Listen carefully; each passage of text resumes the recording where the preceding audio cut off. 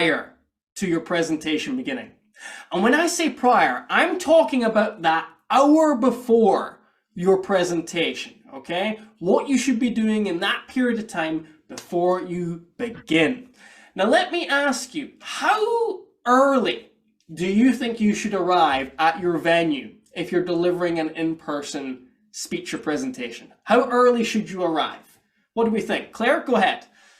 At least half an hour, particularly if I'm sitting at a table, a display stand, a banner. I need to get it all sorted out before if people come into the room. Okay, an hour for Claire. Teresa? About an hour at least, if you can. If you have access to the room. Because then you can set up, you can check everything. Yeah. Maybe go away, and just have that period of time. But for that feeling, because half an hour, if technology has gone wrong or something, then the technician comes in, that's 15-20 minutes gone, and before you know it, you started. So in experience, an hour at least. Yes. If you have access to the room. I would lean more towards what Teresa is saying. 45 minutes tends to be the golden time for me. But the danger is with going too early is you just hang around for ages, and that can build your nerves up even more. Yeah. But what Teresa says is so true. You need to have enough time to make changes if things are not going to plan. So I have a little checklist that I do, or things that I need to do before the presentation begins. And there are 4 things on this list. You might want to write them down as we go. The first thing, I'm sure you're not surprised, that I do is I check the tech. So if I am using a PowerPoint of some kind, I will check the system. I'll make sure that it's working. I will be having my clicker in hand, seeing if that's running through, making sure it's all flowing the way I want it to. If it's not, then I need to divert to my plan B, which is what we discussed in the planning phase, or find a solution by a tech man or woman coming in like Teresa says. But you've got to check the tech and do it first, because it's the hardest thing to change before the presentation begins. The second thing, though, which might surprise you a little bit, is I like to run through the opening 2 minutes of my presentation. What do you think is the benefit of that, running through the opening 2 minutes of your presentation? Jerry, go ahead. Well, it'll get you off to a confident start, and then hopefully that will kind of nullify any nerves that you might have been having. So once you start speaking and you're in that flow, you'll be okay. You'll be good once you've prepared adequately. So that 2-minute prep, or the prep for the first 2 minutes is important. Yeah. You know how football teams get warmed up before the game? Well, think about this as your warm-up before the presentation. The most nerve-wracking part of any presentation is that opening 2 minutes. The audience are getting used to you, you're getting used to them. So we want to try and make sure it goes as smoothly as possible. So by running through that opening a couple of times, it helps you feel more grounded, and you also get a golden opportunity to feel what it's like to present in that room. You've been thinking about it, you've been visualizing it, but now you're standing in it. So run through the opening 2 minutes, get a feel of the room. Maybe it is longer or bigger than you imagined, and you might need to make changes to your movement and so forth as a result.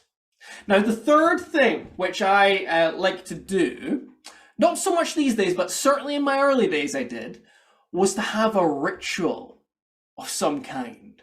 Now, I'm not getting all voodoo here, but what do you think I mean by ritual? What do you think I mean by that? Stephanie? I was just going to say the kind of ritual that I have for this sort of thing means that the night before my hair is curled. It means the morning of it, I've got on my super duper suit. I've got full makeup. I've got the highest heels that I will ever be able to walk across the room in. Simply because if I feel like I'm looking like that, I will confidently present, rather than, for example, as I am here today, freezing in this little jumper. I wouldn't necessarily be as confident presenting to a room, whereas I feel as if I can project a persona. if I'm suited and booted, so to speak. Yeah, I love it. You're wearing something that gives you confidence. And I just hope you're not wearing those high heels when you do taekwondo. No. That might be a bit of a disadvantage for your opponent. But yes, that's very true. But I also think, alongside, of course, dressing how we, dressing to own the stage, what we can also do little things just before the presentation begins to get ourselves in the zone. Now, Kirsty, you've got your hand up, actually. I'll come to you before I continue on. Yeah, mine's, you might laugh at mine, but my camera's off, so you can't see how embarrassed I am, so it's fine. I like to have a power song right before a big meeting or a presentation. So I highly recommend it. It's been helping my confidence quite a wee bit. A power song, did you say? Yeah. Brilliant, brilliant. Do you want to sing your song for us? No, I mean, it's not a song that I made, just an epic tune that gets me kind of amped up and ready. Like this morning, for example, it was Break My Soul by Beyonce, because she's awesome. Brilliant. But I choose a different one each time.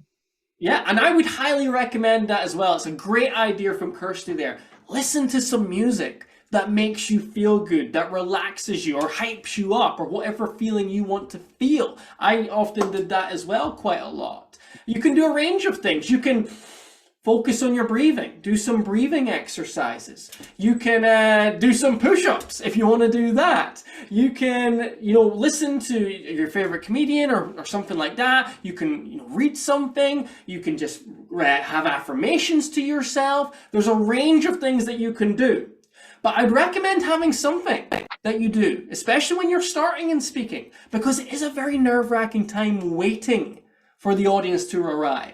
So if you have that song or that ritual of some kind that you do that gets you into that positive state of mind, it can help a lot in those high-pressured moments.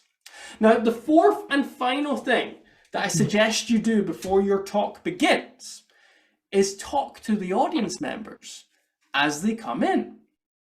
Now, your audience members, a lot of them will come in early and they'll take a seat or they'll get a coffee or whatever it may be.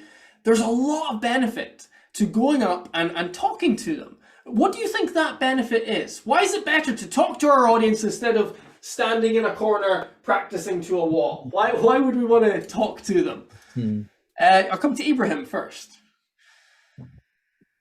There's a number of benefits, but the one that comes to mind is, especially if you're in an audience, if you're facing an audience where you don't know anyone, you'll have a familiar face in the audience to look at.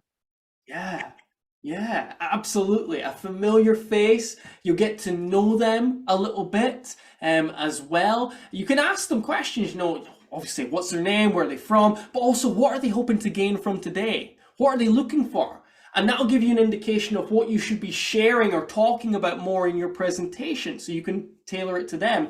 But to press on Ibrahim's point further, it also shows you that the audience are on your side. Very few people want you to fail when you're up there speaking. So by talking to audience members, realizing that they're not big scary monsters and they're actually just people like you, helps you feel a lot more calm when before you begin your presentation.